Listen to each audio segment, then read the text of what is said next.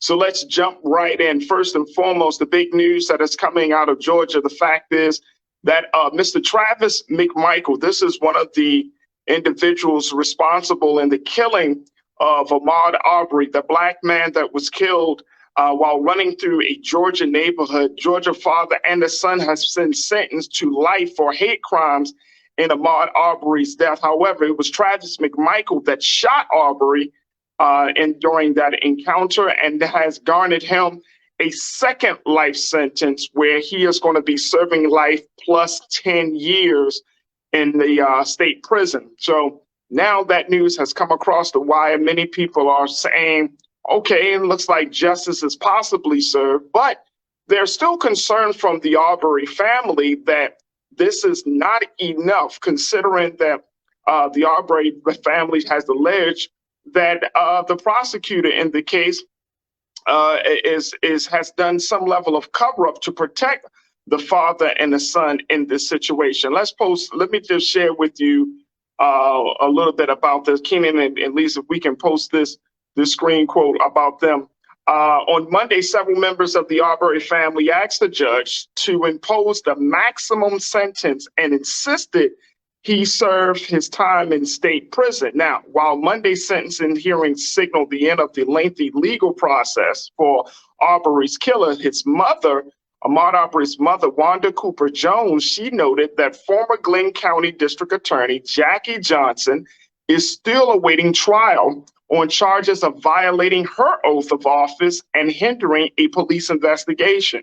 Prosecutors allege Johnson used her position to protect McMichael and his son.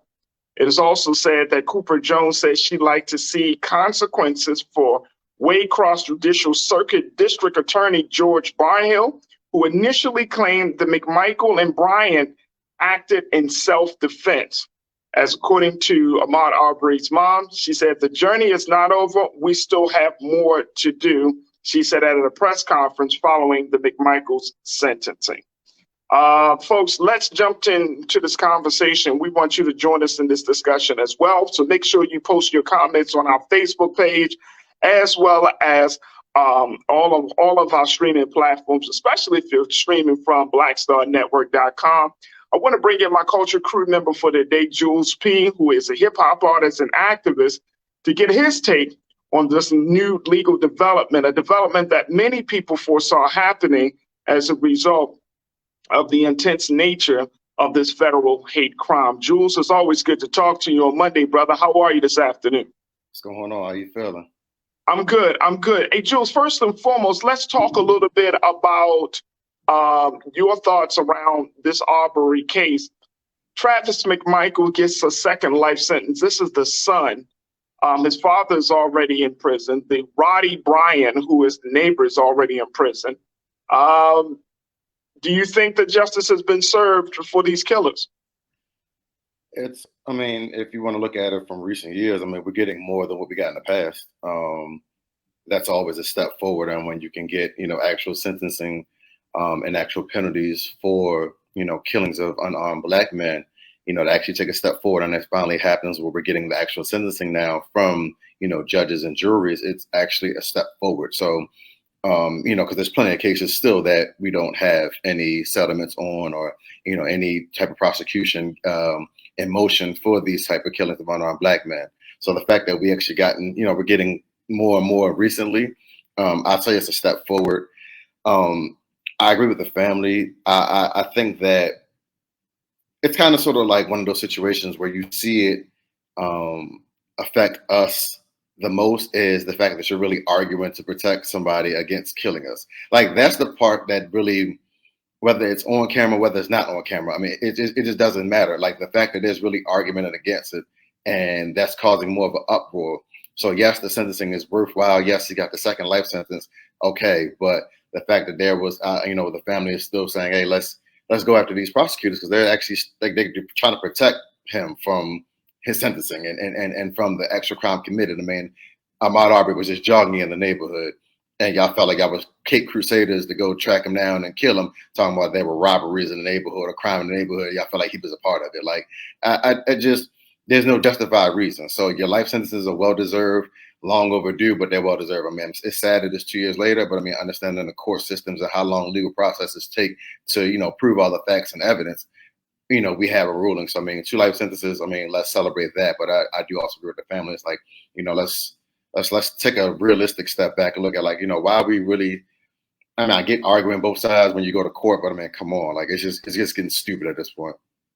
Yeah, I mean, I think one of the big things for me, Jules, is the simple fact that one, that the prosecutors even tried to, or the judicial folks in this case, in this county, even tried to cover up this situation. If y'all remember, it wasn't for weeks until they were finally brought into a police department. You know, it was a good length of amount of time between, you know, between the actual killing and the fact that, you know, they weren't even, I mean, it was crazy, Jules. They weren't even really looked at. They weren't arrested like moments after or a day or two after. It took weeks. And so when you look at this situation, it just speaks of racism. It speaks of corruption. It just speaks of a lot of things that America often tout itself as being past. And I think this case right here in particular was just so blatant. And the other part about it, this was all happening during the day. Yeah. This wasn't even like the middle of the night. This wasn't like a black man running, jogging in the you know, during the nighttime hours, which people do, right? Right. But this all happened during the day. And it's like, you know, you chase him down, you beat up on him, and then you shoot him. It just sounds like something out of 1922 versus 20, or 1920 or 1921 versus 2020, 2021. It's just crazy.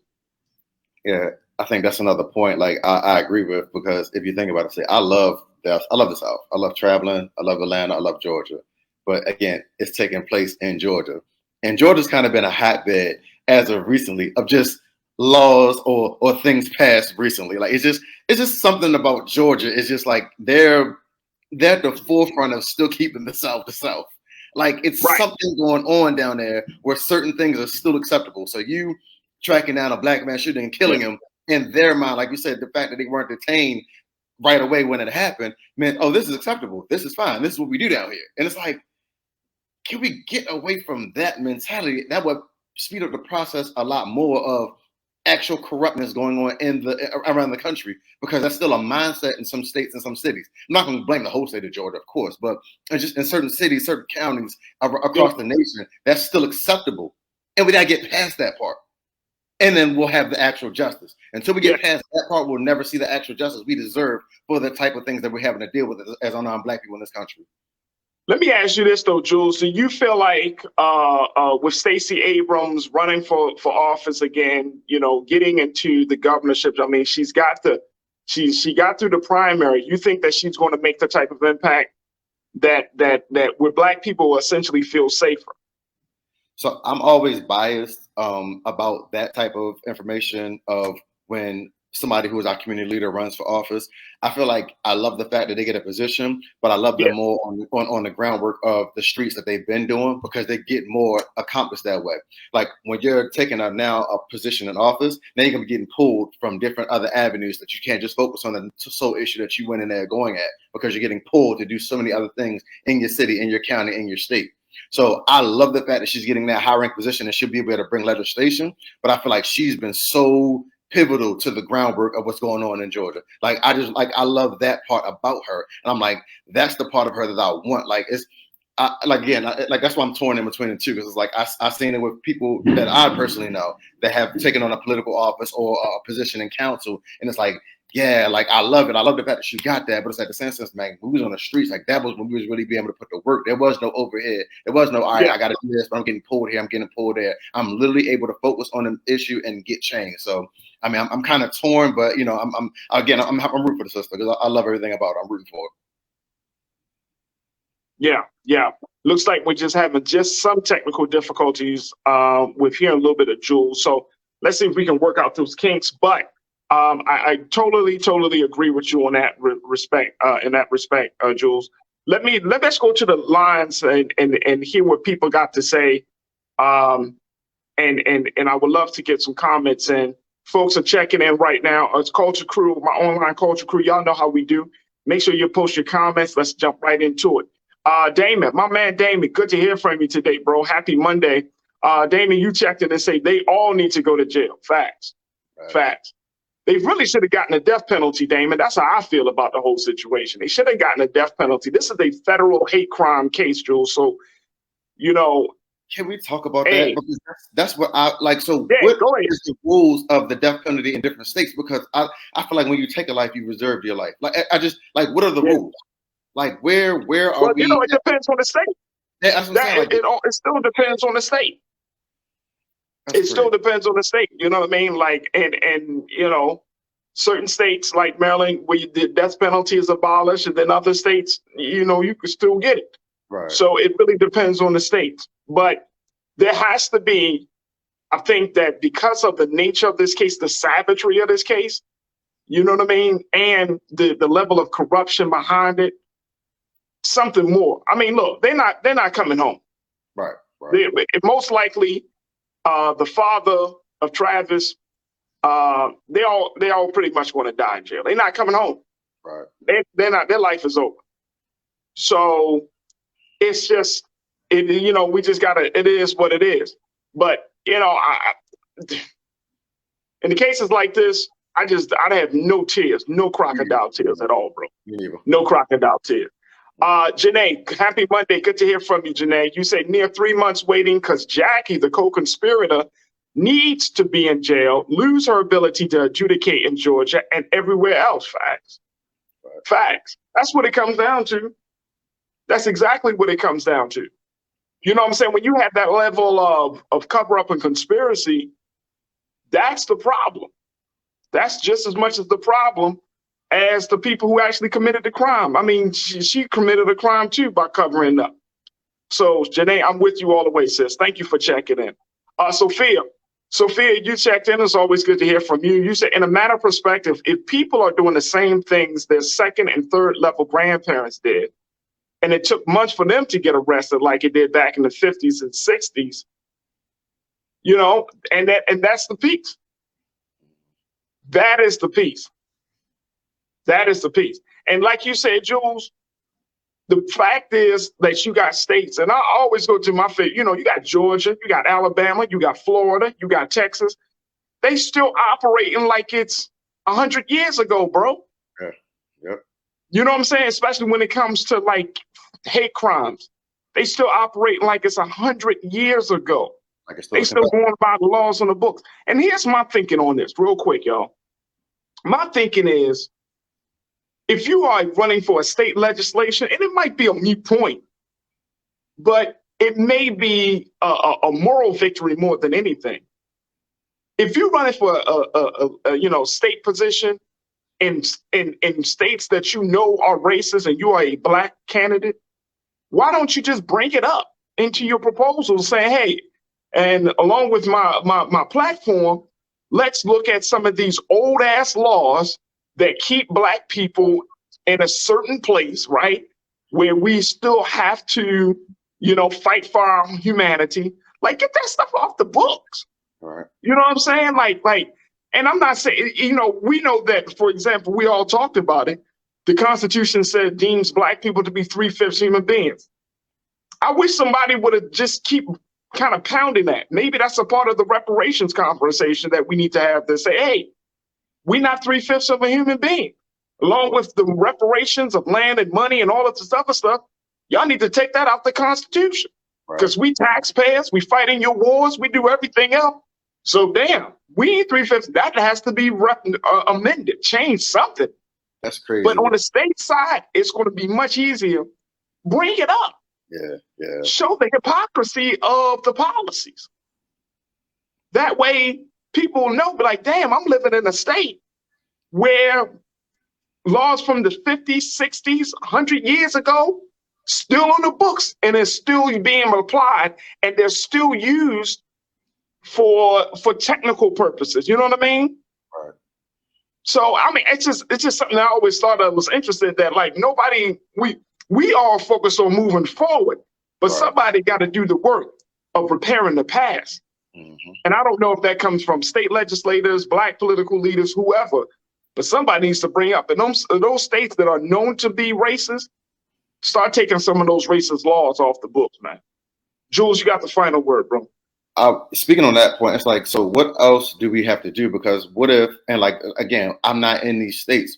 So what if they did have state legislation that passed it up to get to Congress and then they denied it? And like, you know what I'm saying? Like, I think about like something like so weird is like, what are we not hearing about? Like, why is it still operating like it's the deep anticipated South with, you know, like it's still the Confederate South? Like, why is it still acceptable to have in certain cities and certain counties that they're still allowed to do these type of things? Like, I feel like that, I don't know, like in a country where we're supposed to be the land of the free, home of the brave, where all these laws and rules are passed on a daily debate, we're having all this legislation, all these meetings in Congress. It's like, how are we having all this to go for? Like you said, I agree 100%. How are we having all these rules and laws and meetings to go forward, but we still can't fix what's in the past because the past is documented as saying, hey, you're still repressive of a person. Hey, this is still acceptable. Hey, when you're committing a crime, we're not going to get you right away. We're going to wait till a due process and fight on your behalf to see if you really did it or not, even though we know you did it. Like, why is that still the mindset and thinking of this nation? Like, I don't agree. Like, I think that's what's throwing it off, where we can never progress if we still have those laws. Like, if I'm labeled as a bad person, I can't move forward if you're going to keep on labeling me as a bad person. I have to get you, hey, he's changed, he's turned around, he's did his thing, he's gotten leadership, he's gotten counseling, and now he's on the right path. That's the way that we have to go. But if the fact I'm still looked at as a bad person for my past, that's the same way these states are going to operate. Absolutely. Absolutely. Well said, bro. Well said. All right, folks, look, we got to take a quick pause. When we come forward, let's have a conversation. Speaking of murder, let's talk about the murder rate. I'm going to share with you some surprising news that has come out of the FBI just a couple of days ago about murder in the country. And more importantly, how we contextualize murder and the conversation about it. We'll have that discussion. So stay with us. A whole lot coming up in the second 30 of The Culture right here on the Black Star Network. We'll be back.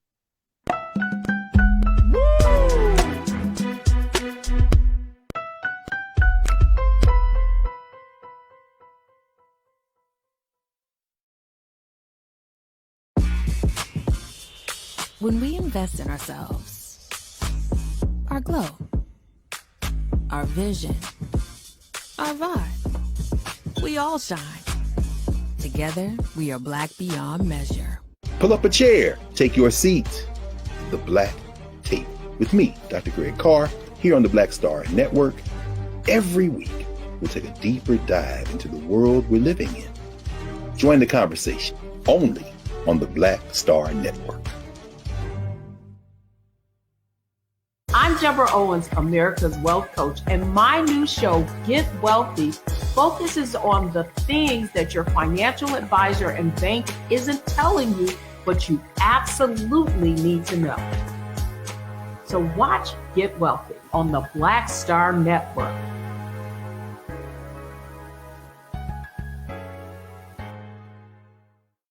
When we invest in ourselves, we all shine. Together, we are black beyond measure.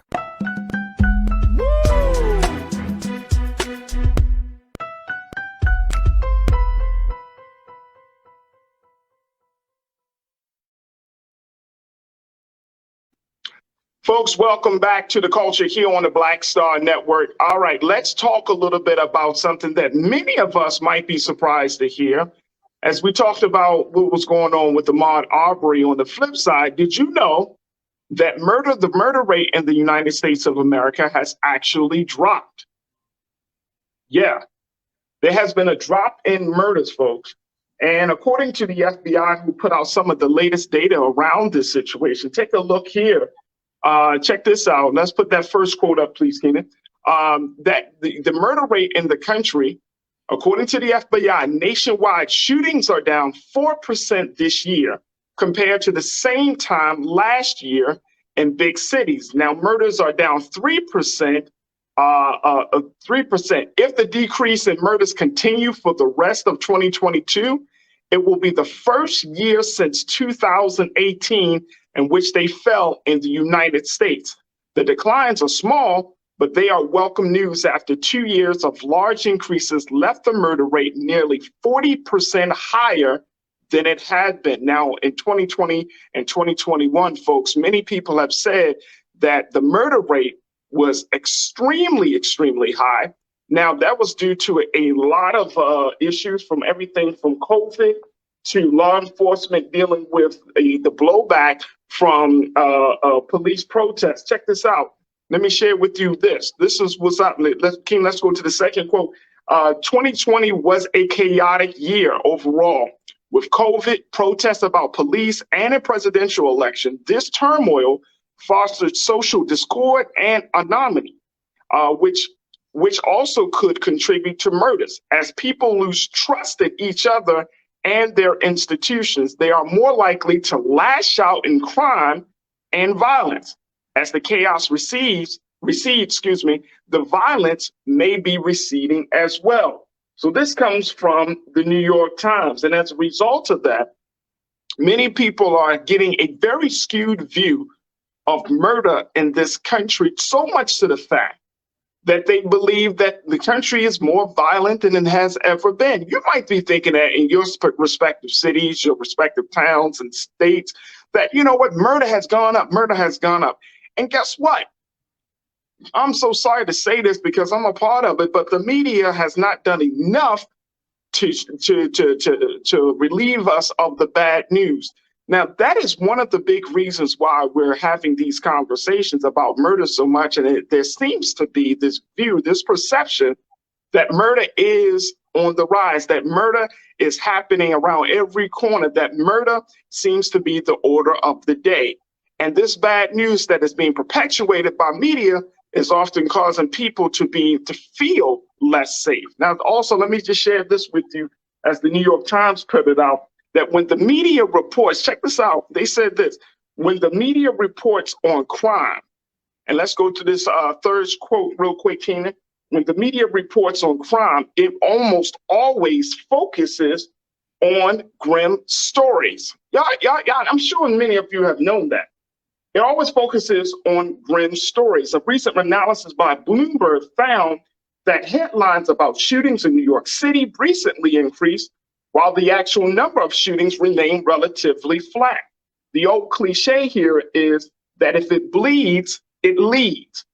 The constant stream of bad news is one reason experts say that Americans consistently say crime is getting worse when it is not. Between the 1990s and 2014, crime, including violent crime and murders, fell more than 50% across the U.S. Yet for most of that time, a majority of Americans told Gallup that crime was up compared to the year before. The bad news bias potentially leaves Americans more scared for their safety than they should be. It also may drive more people to believe that punitive criminal justice policies are needed, or that reforms are increasing crime when they are not. Wow. Let's go to Culture Crew member Jules P. and let's hear what he has to say on this. Jules, are you surprised by the fact that people think that murder seems to be so rampant when in fact the FBI is saying it's not?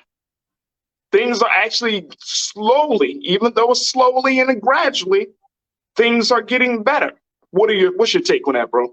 Perception is reality. So when you, wow, I agree with the news take. So if you're, look at the line, if it bleeds, it leads. So in cities that, in the city that we live in, if you start off the news with a shooting, okay, so let's start off with the 12 o'clock news. Let's just say there was a shooting let's just say the 6 o'clock news. Let's say there was a shooting in the afternoon. So the shooting, let's say, will happen around, around 2 o'clock roughly. So we get a notification on the little news apps, whatever, about that, like that. The 6 p.m. news, 8 p.m. news, and 11 p.m. news will all lead off with that shooting. And it's like, then it continues on to the next morning. We'll follow up because the morning news from the day before didn't get a chance to report and talk about it. And then we'll follow that story during the course of the day, say we're still investigating that shooting. Then it goes to waste because there's another shooting. So it's like, it's literally the first story of every news broadcast. So across the country, I can say, hey, according to that report, it's down. But when you live in high crime cities or high crime areas, you don't feel that at all because that's all you see. We're coming off another violent weekend here in Baltimore. Right. And I can't say that I feel like, oh, the crime is decreasing, it's going down, if that's what's perpetuated every time I wake up. I don't even have to get on the news because I don't even watch the news as much as I do. I have the apps. So the first thing I look at when I scroll on my phone is my headline before I even get to my actual phone, the notifications on my home screen, 15-year-old girl. Like it's literally every day. It's something. And that's in high crime cities. So that's what we have to deal with. So according to the polls and across the country, okay, it might be down. And that's great. So the thing that I always say, and this is like, again, I can't think like a criminal, I can't think like a murderer, so I don't know what goes on their mind when they're committing these crimes. But in cities that have made changes, I feel like it's a brother help brother type of deal where what worked for you in your city and your state, bring that to the cities and states that are dealing with high crime. Because if it's working for you, there's something that was effective, whether it was a change in commissioner, whether it was a change in protocol, how your officers handle situations, whether you're opening up more community centers for youth to have places to go so they don't have to be involved in streets and crime and drugs. Like, what worked for you that can now help us get our crime down? Because I feel like we're dealing with repeat cycles in certain cities. It's like we feel like it will never change. Now, the country can say it's changed, but we looking from the outside in don't see that because we look from the inside out. We don't see that because we're dealing with it right here on a daily consistent basis. So I would love to say, hey, well, I heard in North Dakota, they had a murder in 3 months. That doesn't register to me as something I would care about when I'm dealing with something every 3 hours here. Like, you know what I'm saying? It's always something that brings you back to that negative space. So it's kind of like a social media driven world where that negativity attracts attention. So when something happens, we got to beat it into people's head. Like, this is what's going on. This is what you need to focus on. It happened in this area again. Oh my God, we had officers, but they run around. Like it's always something that's bringing that crime on the forefront of these certain communities. So like whatever you're doing in these areas that is working, be a brother, be a sister, bring that to, hey, let's network and link up. Well, let's try this. And then it's going to be trial and error because again, what works for you is not going to always work for us. But let's do trial and error to help us get our crime down so we can also be a part of the majority instead of minority. No, I agree with you, bro. I agree with you. First and foremost, I think that you're absolutely correct. I think that if you move from one city to another, you got to bring the energy of peace, right? You got to bring the energy of healing, and that you should be a part of that community of whatever new city, new space that you're in. You should be a part of the solution. But I do think that, and I recognize this. I work in media, I work in news, I talk about this, and this is partly why, folks, I don't like to keep having certain conversations, even on this show, when I do my radio show. I don't like to have certain conversations about murder. I don't like to, because without understanding how powerful the platform really is, and most importantly, how powerful perception is. Like you just started off your remarks saying perception is reality. That is true. Those of us in the media, we have to be more responsible in understanding that people, as much as they might say, no, this stuff don't influence me. We are influenced by this stuff. We are influenced by what we hear, by what is done. But most importantly, we're influenced by the platforms and the people who gives us the information, right? So it's like, if you're in Baltimore, you say, oh, yes, the Sun said. If you're in Los Angeles, hey, the LA Times said. You in New York, oh, the New York Times said. You know what I'm saying? Because we look at those sources as being credible, legitimate. Even if you hear on Black Star Network, so-and-so was talking about this, I heard. Or this was said, D.L. Hughley said this, or so-and-so said that. I mean, we give credence to it. So and I'm saying for us as Black folk, as Black media, we have to reshape the context in which we tell these stories. Right. If we continue to do what Fox and ABC and all of the other traditional news media outlets do, which is talk about Black death, and constantly talk about Black death and constantly talk about Black death to the point where it almost becomes like, they use the term, and I can't think of it. It's like, you talking about like this death porn, where it's just this fascination. Like, we always got to talk about the death. We always got. And I remember when I was doing my show on EAA in Morgan, and, murders would be happening all the time in the city of Baltimore. And people would be like calling me up. Hey, bro, Farajii, how come you ain't talking about the murders? Well, what do you want me to talk about? Right. Man, these murders are crazy. And that's all you're going to say. Right. So you want me to use my precious airtime to talk about the murders to just say, man, that shit crazy. Right. Or you want me to use it to talk about other things? Because guess what? If you live in Baltimore, Detroit, some other city that has an issue with violence right now, it's not like you don't know murders are happening. All right, there you go. We got to do it. This is not to say that that's not important, but you got to give people something else to think on. Right. That's the point. Otherwise, when people tune in, they're going to be like, well, they talking about the same stuff that my homeboys and the neighbors and the coworkers are talking about. Right. I think, and y'all tell me if this is true or not, I think that a lot of Black people, we're tired of hearing about the murders of Black people, man. We know it's happening. But if there isn't any major development, any major action that's being taken to help to stop the murders, what are we talking about? Right. Seriously. We could talk about, stop the violence efforts happening across the country in different cities. Like, okay, we can highlight those organizations like We Are Us or Peacekeepers or, Safe Streets or whatever the organization it is.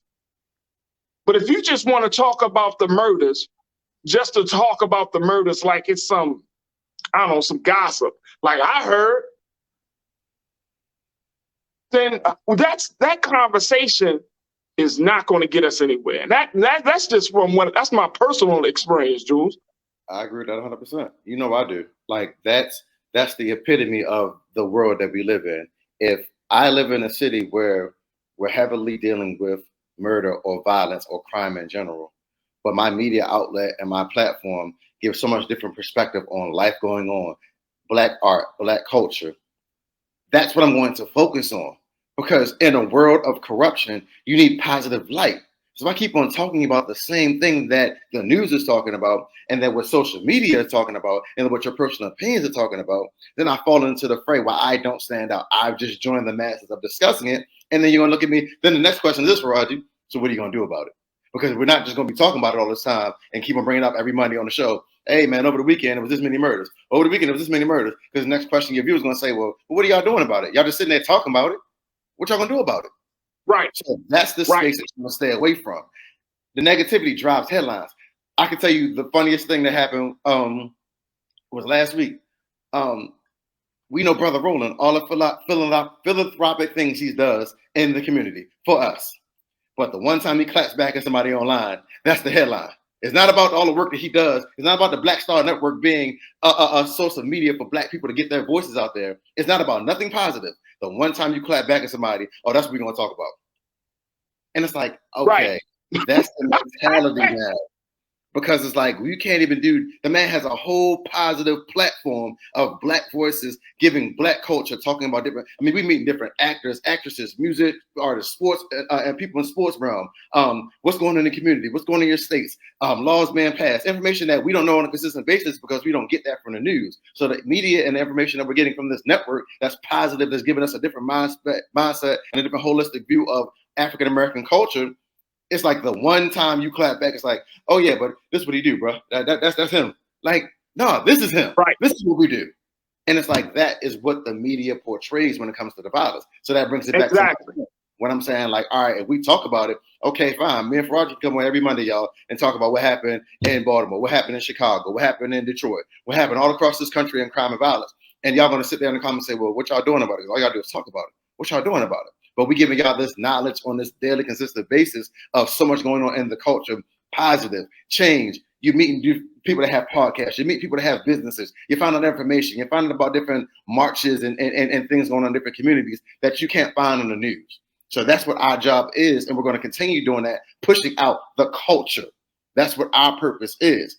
Let the media and the news do what they do, but we're going to continue pushing out that culture and change. So you have a different perspective of, okay, yeah, they might be wilding out over there, but they also got this going on, so it can't be that bad. Like, it can't be just all violence and all murder all the time. Like, it's not safe, or it's a shooting zone every time you go outside. There's actually positive things going on. And Jules, to that point, bro, that doesn't bring any peace of mind to Black folks. Right. This is part of my personal mission. You talked about us highlighting the culture. That's one part of the mission. But the other part of the mission should be when people, and I'm saying particularly for Black media, we should report the news as it is. We should give people the facts. We should provide some thought-provoking analysis. But at the end of the day, Black people should be able to tune into a Black media source, Black media space, and be able to find some level of peace of mind. Right. You know what I'm saying? Like we could talk about the negative parts, but you got to have a balanced view to talk about the positive parts, right? Mm-hmm. So yeah, we could talk about the murders, but let's put that in a certain context to give people hope, instead of just creating a grim and gloomy picture that as soon as you walk out your door, you better watch out for that Black man. You should watch out for that Black woman, because guess what? The next Black person you see, they're going to take your life. That's not the picture that you want to paint. That's not the place you want to put our people in, where there's distrust, not just of the media source, but now you're creating distrust among the people themselves. That's not a good place. Not a good place at all. Let's go to some of the watchers, man. So many of y'all are checking in as always. I love my culture crew, my online culture crew, man. Y'all so insightful. Straight to the point. Rashida, good to hear from you, sis. You said it's hard to believe the media. You have to trust them with a grain of salt. I get it. I don't believe every media, right? I think that we need to make sure that we vet the information that we consume. You know what I'm saying? Like most of your traditional media, whether it's from like the Wall Street Journal or whether it's from the New York Times, New York Post, just keep in mind that when you are reading those papers, and especially about what's happening with life and death in this country, that they're going to have a bias. Just know that. They're going to have a bias. They're going to present the information with a certain slant. Just keep that in mind. The Final Call newspaper, one of the boldest Black newspapers that I know, gets straight to the truth. There are media mediums that get straight to it, but you gotta open yourself up to it. So I agree with you.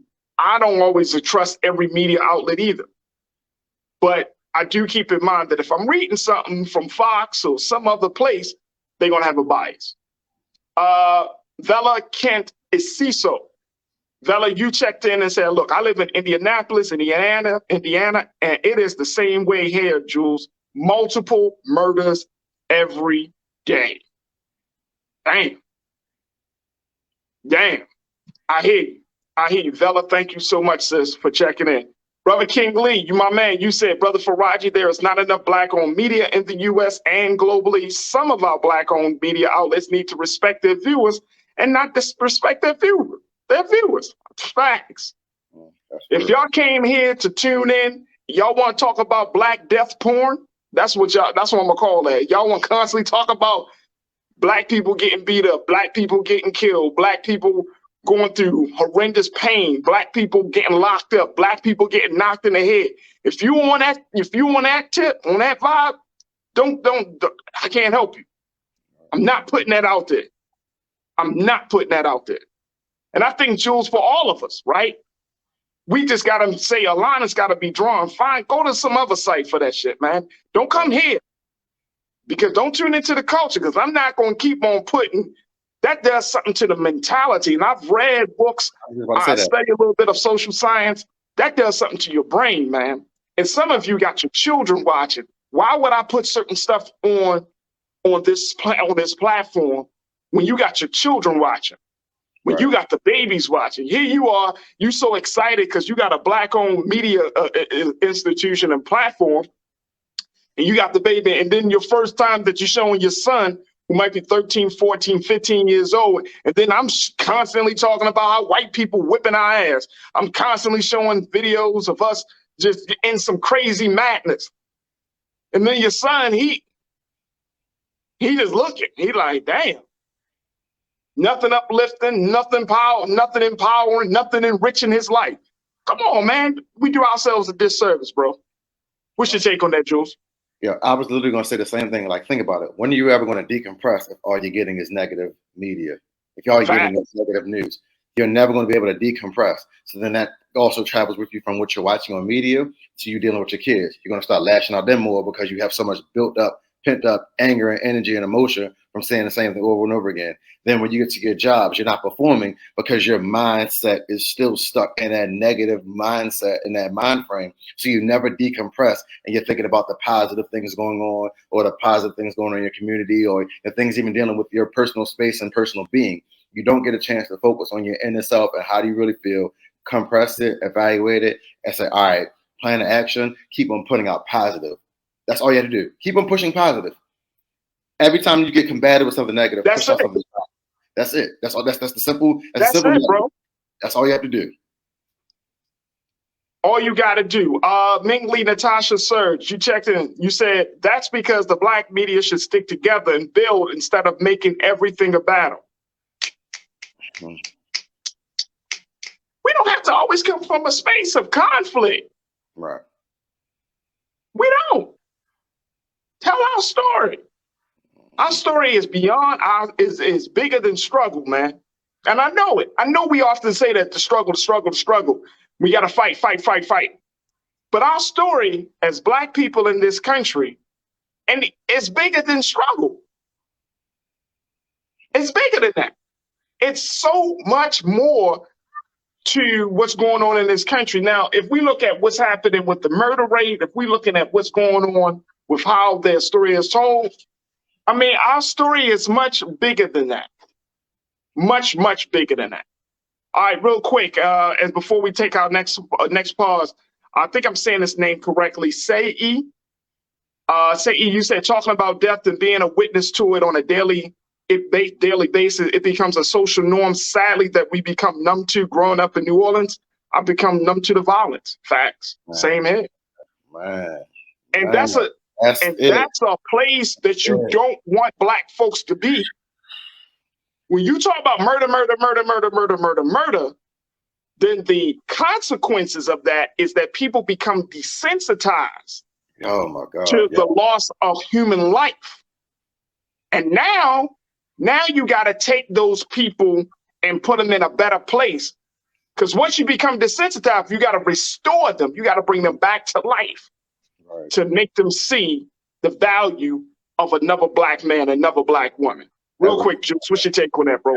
That was the comment right there. You become numb to it. And that's what's sickening, because when you become numb to it, now that creates more violence, because now you don't even value life. You don't even value your life. So you damn sure don't value somebody else's life. So now you become a mental murderer, because it's so easy for you to kill off and get rid of people in your mind of when you see it on the news. It's like, damn, like, oh, another one. All right, I'm going to go to the court now and play ball. Like, it's just like like, I feel like the saddest part is like, I feel like some people that have that mentality, it's like the only time they really feel like a sense of compassion is when it happens to kids, because they'll be like, oh, they couldn't defend themselves. But my thing is, what about those adults that were walking to the store that couldn't defend themselves, or that got caught in a crossfire, going to the grocery store, you know what I'm saying? They couldn't defend themselves either. So like, don't just put it to kids. Have that same compassion for anybody that gets murdered or killed or is involved in a violent crime, because that's how you show empathy and compassion. And that's what you keep inside your body and your system. But once you lose that, like you said, you become numb. It just runs away now. Like, it's all right, well, it happened to them. Oh, well. Absolutely. Absolutely. Folks, we're going to take a quick pause. When we come forward, let's talk about this a little bit further, because there's another part of the conversation I think that we need to have. And this is more the philosophical side, folks. We started talking about it in this particular segment, but the next segment, let's talk about, I'm asking the question, does the medium in which you get your news and information matter? Because everybody's always been talking about content, but what about the actual platform where the content is distributed? We're going to have that conversation up next. Also in the next hour, let's talk about how Terrell Owens called out a Karen in his latest interaction with a white woman that just didn't know what to say, and she cried them crocodile tears, folks. But he put her on blast. So we'll talk about that and so much more. Stay with us. That's all happening in the next hour of The Culture here on the Black Star Network.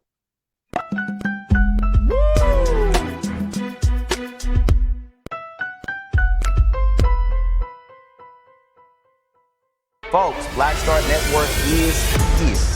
Oh, no punches! I'm real revolutionary right now. Support this man, Black Media. He makes sure that our stories are told.